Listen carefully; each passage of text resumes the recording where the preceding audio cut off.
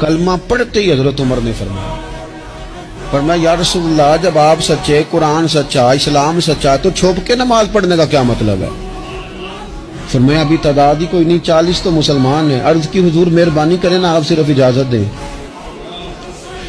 20 لوگوں کی صفیں بنا دی گئیں، ایک صف کے آگے حضرت عمر ہیں، ایک صف کے آگے حضرت امیر حمزہ ہیں۔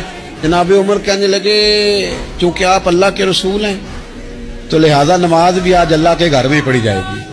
تو حضرت عمر بیت اللہ شریف کے بیچ کھڑے ہو کے نعرہ لگاتے ہیں، فرماتے ہیں میں عمر ہوں، تم مجھے بھی جانتے ہو، میرے باپ کو بھی جانتے ہو، تم میرا قبیلہ بھی جانتے ہو، میں نے پڑھ لیا ہے محبوب کا کلمہ۔ اب جس نے بچے یتیم کرانے ہو اور اپنی بیوی بیوہ کرانی ہو وہ آئے اور مجھے روکے، یہ محبوب اللہ کے ہیں اور گھر بھی اللہ کا ہے، تو نماز بھی آج اللہ کے گھر میں پڑھی جائے گی۔